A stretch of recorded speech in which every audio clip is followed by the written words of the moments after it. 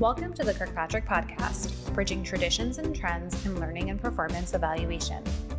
Whether you're a seasoned learning professional or just starting out, join us as we dive into the Kirkpatrick Model like never before.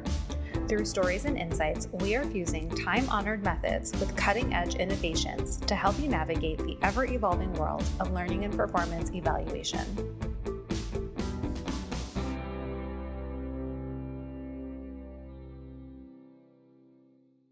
Hi, friends. Welcome back to the Kirkpatrick Podcast. It's Vanessa, Jim, and drumroll, please.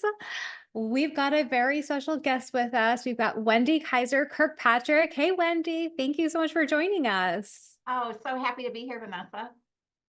So today I kind of tipped you all a little bit in the last podcast, but we do have a very special topic that we are chatting about today, and that is celebrating 70 years of the Kirkpatrick model.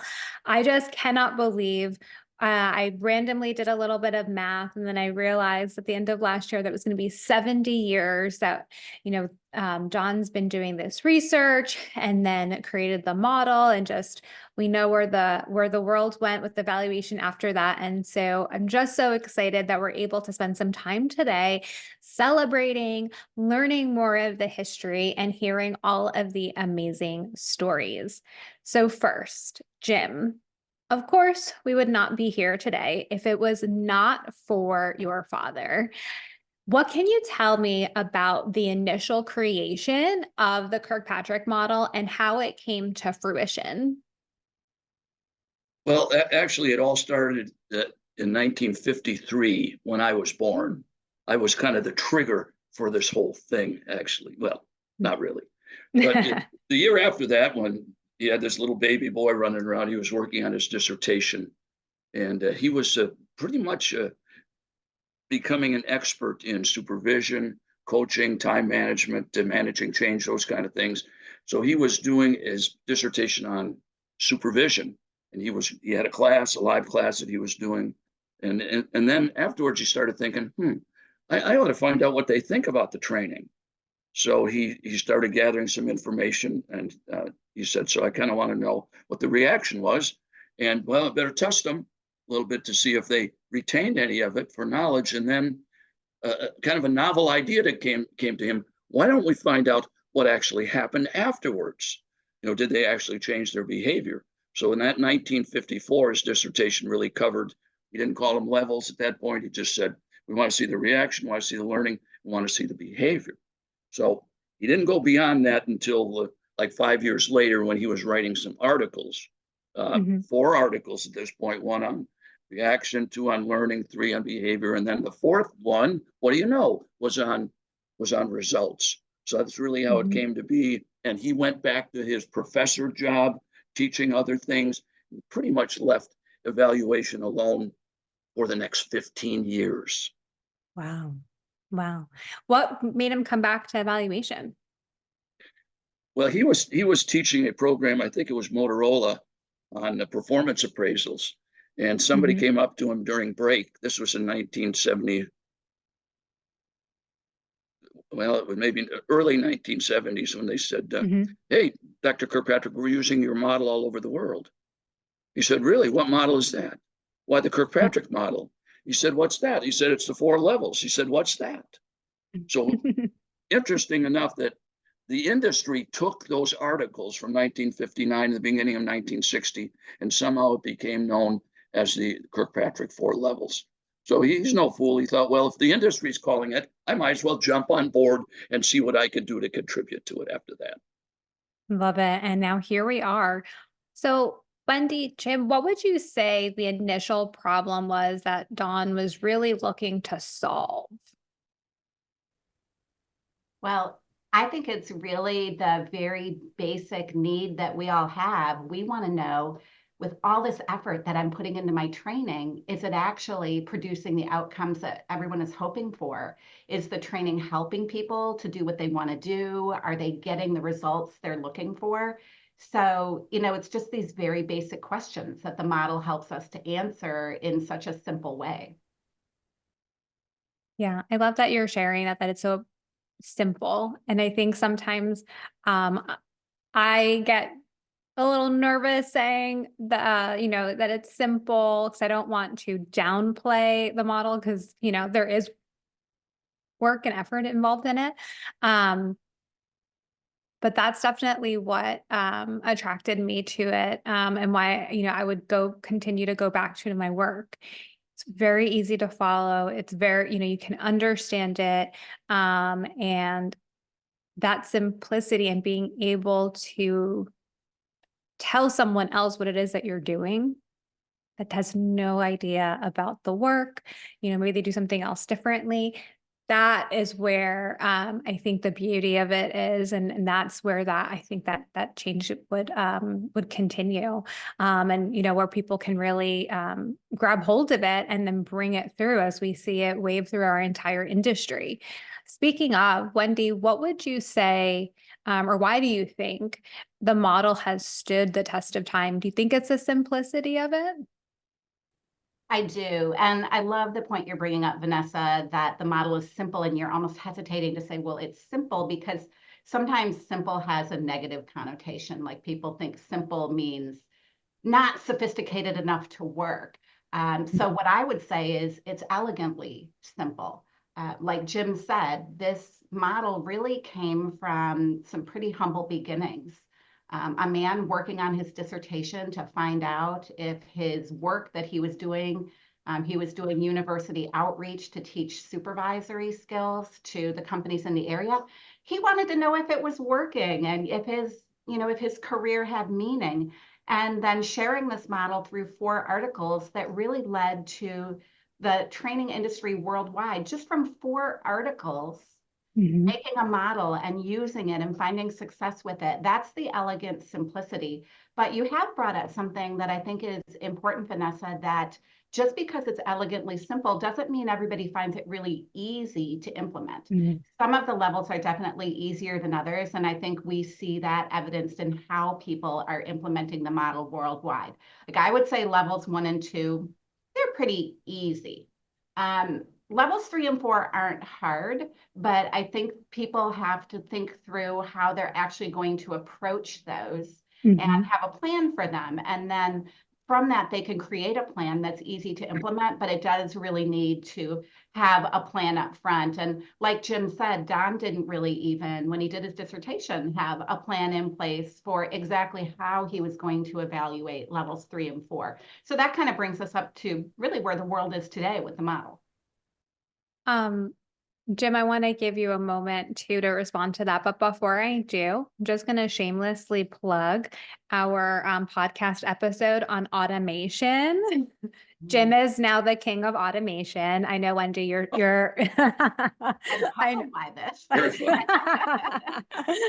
But one of the things that we were chatting through was, how can you automate the various levels, and what you're saying right there with level 3 is that now today, with technology and where we're going and where we are, there are a lot more opportunities for you to automate some of those things that were so manual in the past to help you get to level 3. So yes, if you have not checked out that podcast episode, please do.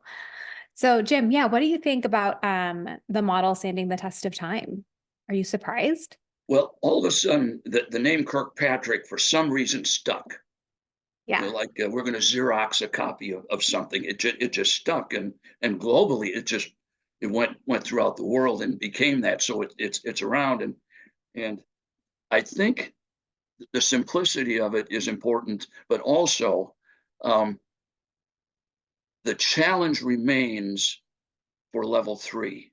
It is a simple concept. We've got to get people to apply what they learned as soon as possible after the training is over, or a lot of it's just going to hit the floor. It's a simple concept, but it is, Wendy mentioned about working. Does it work? It works when people overcome the big challenge that the world is trying to tell us, and senior leaders are saying, deliver the training and show us the results. But we have pretty much focused on that level 3, because the results will arise from execution at level 3. A lot of the other models that are pretty much knockoffs on the Kirkpatrick become very complex, very scholarly. And my answer to that is so many people say, this is the world of work. We don't have time to have Pearson and Spearman coefficients of validity and reliability. This is the real world of work. And this model focuses more than any others on the execution in the workplace that will bring about it. So I think that's where the success is coming from. The results come not from training alone, but the execution at level 3, which is hard work. Yeah. And here I am shamelessly plugging again. But another past podcast where we were chatting about how to gain buy-in with senior leaders.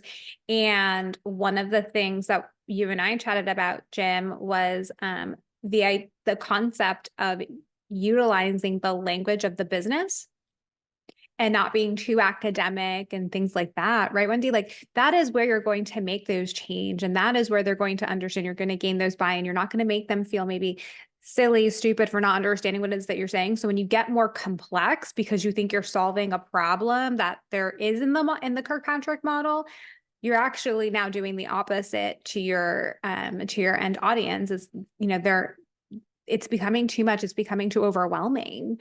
So keeping it a little bit simple and easy to understand is definitely, for me, the way to go.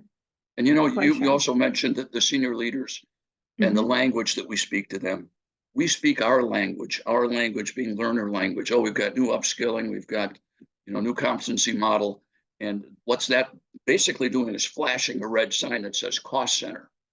So I think the success has been throughout the world, government, commercial, whatever, where people have understood that we need to spend time on the other side of the bridge, moving from the learning to the performance side, learning their language, speaking their language, and executing at that level 3. And that is where the success is coming.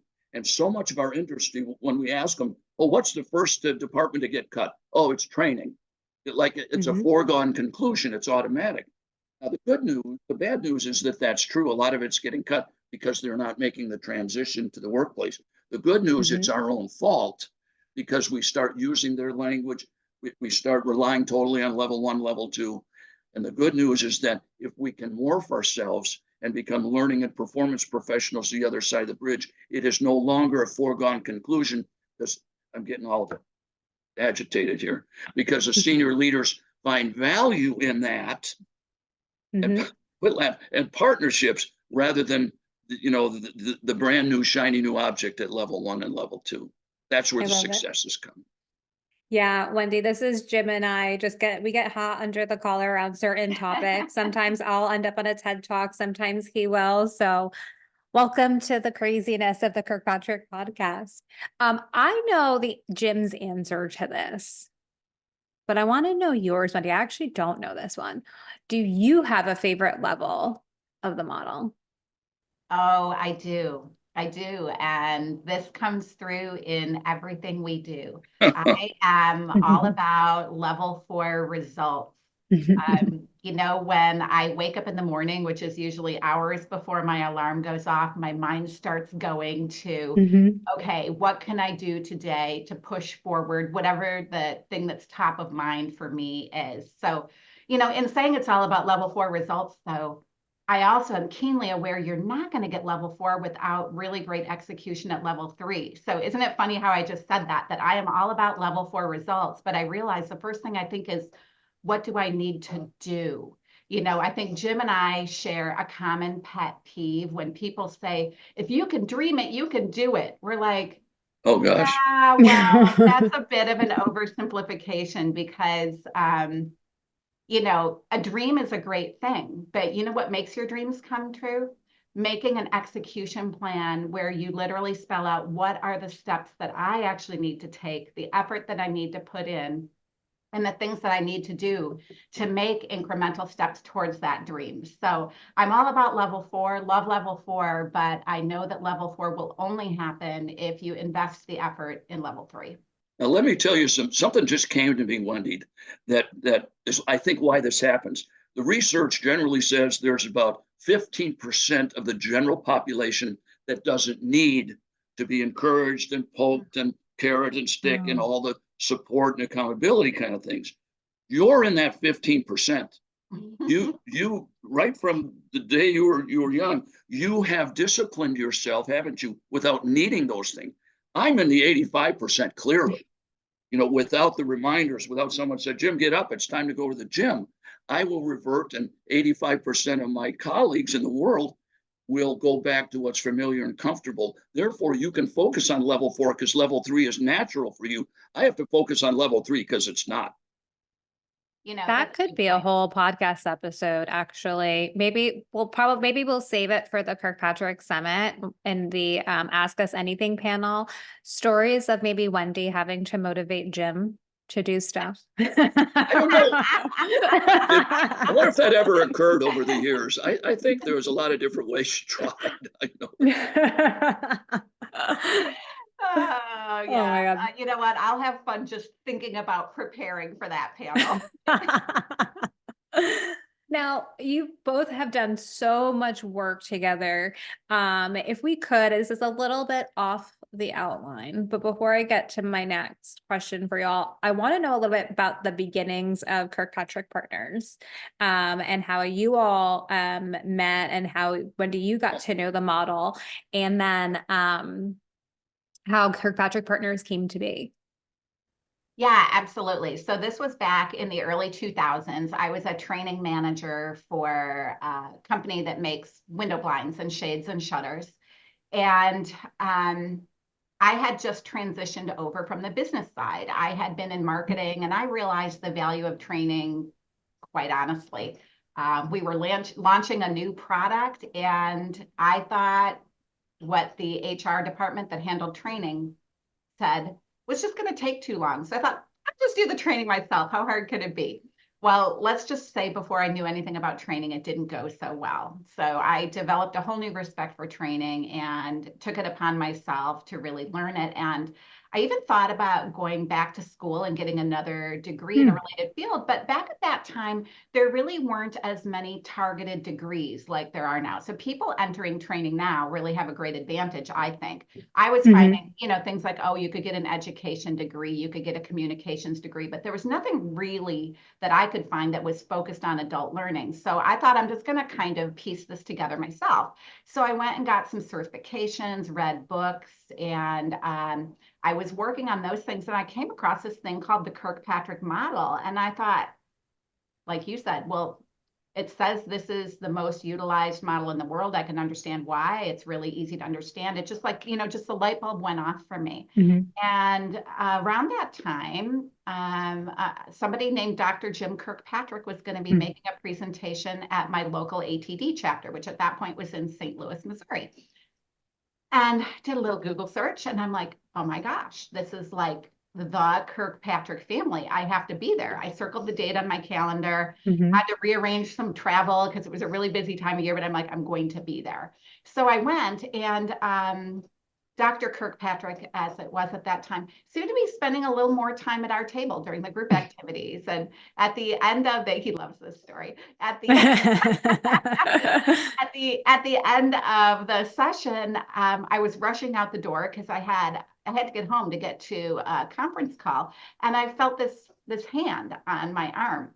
And he started talking to me and said, do you have any work that you're doing that I could review? And I said, oh my gosh, yes, I would love it. I'm working on a new program right now. I'd love it if you'd look it over. So we exchanged business cards, and I guess, as you say, the rest is history. And at that point in time, the Kirkpatrick model, even though it was a worldwide standard, it was everywhere, there was really no company specifically to support it. So Jim and I started that company together. And then the next chapter of Kirkpatrick really started, where we made the true and correct model available worldwide through certifications and everything else that we've done. And then the next chapter is you, Vanessa, stepping in to really take this to places I wasn't getting it. So I'm just so excited to see you doing this podcast and the summit and the toolkit and carrying on the certification programs and everything else. So that's kind of the encapsulation, I think, of what's happened in the last 25 years or so. Yeah. And Wendy, I do want to mention that I apologize for the delay in me getting to look at the work that you handed to me, but I'll get at it one of these days. Yeah, that's a funny, the rest of the story. I don't think he ever did review that. But the program was made a lot better by putting it through the lens of the 4 levels. Actually, truth be told, that program, I was supposed to be finishing it up the next day. I think I stayed up until 2 a.m. and tore the whole thing apart and rebuilt it with Oh, just wow. simple belief that you start with level 4 results first, and then you need a strong level 3 plan. I realized that my plan was built kind of a traditional way that we see people training. And, I started with the learning and what do I want people to learn? And I realized that really wasn't going to get me where I wanted to go. Now, through your work with KP, you've done a lot of the certifications, you've consulted, you've done impact studies, business partnership analyses. So you both have worked with so many organizations, private sector, public sector, all the things. So I'm sure you've seen the benefits of the model. So what are some of the benefits that you've seen when an organization truly begins to understand and adopt the model in their business? Well, I could start with that. I believe one of the factors, the main factor that the Kirkpatrick model has that the others do not have, and that is the emphasis of genuine relationships.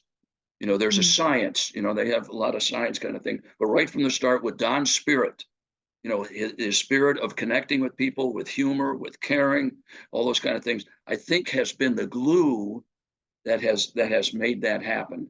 And even now, I think that, when times get tough, and some people would say times are tough now, and there's a lot of budget issues and unrest and different things, when it all comes down to it, Vanessa, you know this as well as any of us do, it comes down to working together and trusting each other, listening to each other. And from there, the model itself, the science of the model can be executed properly, but without that trust, without the reliance on each other, collaboration, it really doesn't happen. And I think that's where our successes come from. They talk about the success they got in business, but they said, we have so many new avenues of collaboration now because we have worked together, particularly moving across the bridge from the world of learning to the world of work. And the relationships is where it begins and sustains. I love that. I love that. Any favorite, obviously every organization is your favorite, but like any favorite stories or any favorite light bulb moments that you've heard over the years? I've got one. Wendy's, I'm sure has one, and it's just an anecdote. But I remember I was at a conference teaching. I don't remember which one it was many years ago, and it was an international one, probably ASTD at the time, ATD now. Yeah. And somebody came up to me with I think it was a European accent of some kind. It came in and said, "Oh, I want to tell you about a friend of mine, a colleague of mine that is really doing some really neat things." So she started telling me, she said, "That's her over there." And this lady was kind of standing, kind of hiding behind some things. And her name was Anita. And so I'd like to meet Anita. Went over and she was very shy. And I had to coax a story out of her where she had decided on her own, dealing with oil on platforms, out in the sea, the North Sea, where she had decided rather than doing instructional design, she decided to invite herself out to that platform to actually talk with people on the rig, and cool. and took the initiative on her own to build that bridge to go out. And you know what happened? She started asking questions and listening. And I still remember, I said, "What was the pivotal moment?" And her friends kind of spoke for her and said, when they said, "You're not who we thought you were. We thought you were just delivering training. You are now obviously caring more about the business and the performance." And that, I still want people to hear those words. They know they're reaching success when they hear, you're not who we thought you were. So that's one story I remember about Anita. Very cool. What about you, Wendy? I really think my favorite is one that actually made me cry when I read it, when I thought if the Kirkpatrick model was so helpful in making this to happen, it was really amazing to me. It's featured in the book Kirkpatrick's 4 Levels of Training Evaluation. One of the back chapters is a case study that came from New Zealand. We have a couple of great practitioners there who worked with a company that helps special needs adults to live their lives independently. Mm-hmm. And the program that they helped to work on, they were consultants in partnership with an organization that sends out the people that help these adults. And just hearing the story that they took people that formerly might have had trouble even brushing their own teeth and getting dressed in the morning, making them able to lead productive, successful lives through basically instilling certain behaviors that really help, was just amazing to me. That, we hear a lot of corporate examples, and those are great. A lot of companies have done great things with the model, but then really to bring it down to that personal level too and see the flexibility of the model, to me, was so amazing. I have one more if I could share. It's happened Yeah. numerous times where it is time to go before the senior leaders and demonstrate your value. We call it the jury in some, or the judge, or some in some different countries. But I've seen it so many times where we teach people how to create a chain of evidence, leading through the levels, showing the connection, and make a science of it. And we show the results that have come, the performance that led to that, and all that. And people are listening, and we're using simple slides and discussion. And then at the end, what I've taught them to do, and what I do frequently, is to say, oh, wait, before we finish, there's some people we'd like you to meet. And the door opens in back, and in comes 2 or 3 or 4 people that have a story to tell. And I'm telling you, the people in the audience, even though they're always saying, we want metrics, this is a story of success and a story of value. And you know what it does? It puts faces and stories to the data. And I'm telling you, so many times they get a standing ovation at the end. And of course, my feelings are hurt. They're not standing ovation for me, they're standing ovation for them. And of course, that's what we want to have happen. But I've seen that tip the scales when the evidence, the data isn't strong enough, but support that story, and they'll say, there's more of us out there like this. And that seems to be the magic that causes the jury to say, job well done. Yeah. What I love about both of your stories, is that the thread for me is the community that I hear that we're building. That for me, when I came into this world, I've said it time and time again, the best surprise was the community, was the Kirkpatrick community, how welcoming, how inclusive, and how much they wanted to just support others. And that's what I love so much about when you're doing the model right, you really are coming from a place of care for someone else and seeing them succeed, not yourself. And I think there is so much in the work world where other people, are shining and trying to look the best because they want the promotion or whatever it is. And seeing the model and seeing people apply it because they truly want to actually do that for someone else is just so amazing to hear. So thank you both for sharing those stories. Now, we talked a lot today about the past, but I want to talk about the future. So where do you both see the future of, learning and training evaluation? Well, the future is so bright for how the concept of training has evolved. What I love about it is we've moved out of a rigid construct of you need to be in a classroom or you need to take a class. And really what we've seen, the positive side of technology, is you can get training or learning anytime or any place that you need it. So what we're really morphing to do is adapt to that. If people can get content from anywhere, which is, that's obvious, right? People can get content everywhere now. Really, I think where our focus goes is on levels 3 and 4. Instead of just taking in content, what we really need to do is use the model in reverse, just like we all teach, and really get clear on what am I actually trying to do. And when I figure out what I'm trying to accomplish, then I put together what do I need to do or know to be able to do that. And then that should direct the obtaining of content. And, I see Peanut is super passionate about this too. And so, that's really where I see the future, that, the model is really still our guide for Mm. how do you do this? How do you skill yourself up to be successful in today's world and continue to be successful? Because reskilling and retooling is something that is increasing in pace, and in my opinion, is never going to go away. Vanessa, I Yeah. have a suggestion on how we could finish this. What I see, in addition to what Wendy said, is we don't want people to just think Kirkpatrick is a love fest.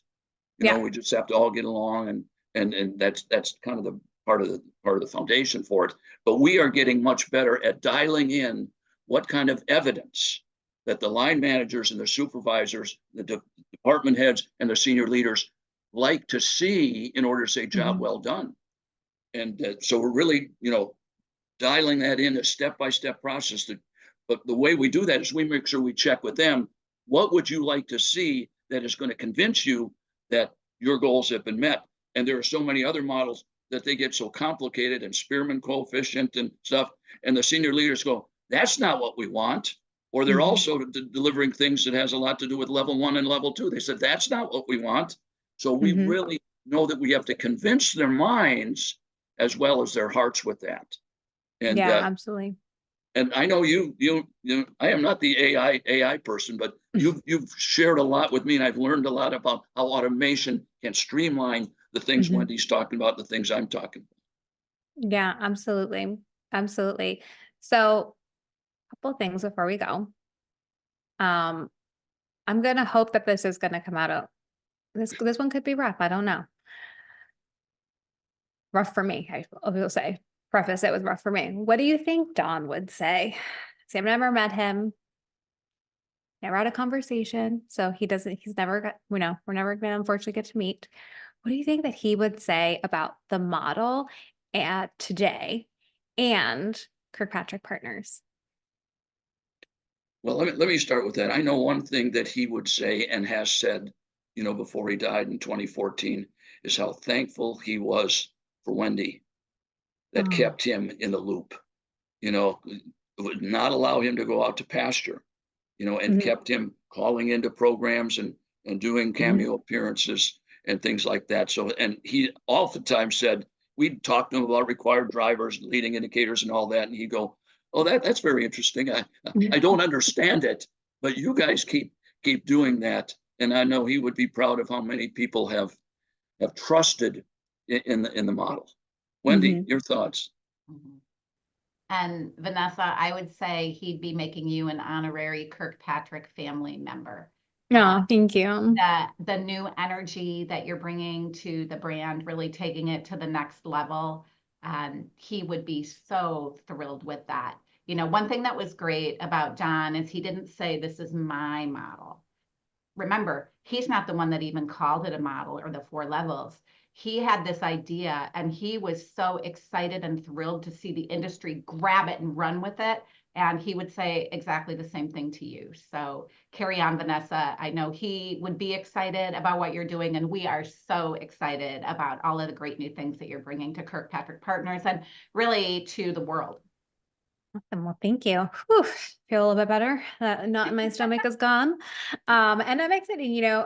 We did close down our office in Noonan. So now I've got my own little museum in my basement of the archives of Don. So I'm very excited that I've got all of these things, and it's one of the things that we'll be bringing to the summit, so people can see some of the past work and some of the things that we have in the archives.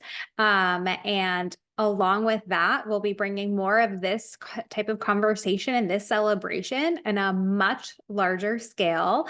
So if you have not signed up yet, please make sure you sign up for the summit. It's going to be quite a celebration and quite a learning experience, right? Like that's a big buzzword for our industry, right? A learning experience, but it truly will be, because, I know for me, it's super important when I think of any conversation that I have with anybody, whether it's business, personal, whatever it is, how's that person going to feel? What is the experience going to be like when we connect? And that's what we really are looking to bring to the summit. Is there anything that you guys are looking forward to the most, though?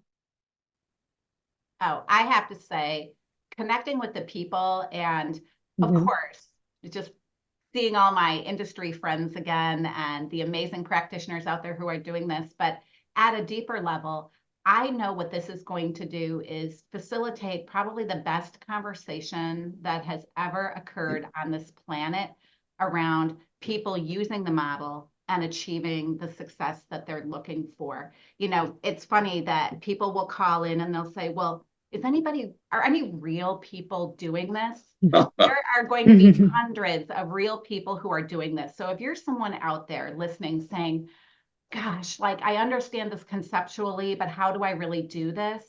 At this conference, you're going to be able to connect with hundreds of other people who are doing it. And they can share exactly what they've done, you know, where they struggled and how they got over that hurdle, or bring a struggle and a group of people will help you get over that hurdle. So to me, that higher level of conversation, I think, is going to be the most amazing part of the experience. I can just close with saying that hopefully by now you have figured out that Vanessa and Wendy and I are not just putting on an act, really not like this. We have to really just kind of gussy ourselves up and really just show all kinds of energy. This is what's going to happen in a vaster amount of time, of degree at the summit. It's going to be conversations like this. And we are particularly inviting people that don't just have a story to tell, but tell a story in a way that really energizes people. It's not going to be just a classic get up there and click through some slides kind of thing and any questions at the end. It's going to be a lot of interaction that I think will make it a lot of fun and inspire the heart. But also we've got the people that are the top performers of this model that are going to be there as well. Awesome. Well, I'm excited. We've only got a few months to go, but June will be here before we know it. So it may feel far away, but it's just around the corner. Wendy, thank you so much for joining us on the podcast. It was such a wonderful time hearing more about the beginning of the model and your thoughts on it. And, I know that we'll have some more stuff planned for the future together. And Jim, as always, such a pleasure to get to see your face and talk to you. I could say one more thing. I don't put my hand on anybody's arm anymore. It's been a lot of years since I've done that. just so I don't have to be afraid I'm going to do that. Well, okay. Well, it was a pleasure for us too. Yeah, thank you guys. Thank you. Bye, friends. We'll see you soon.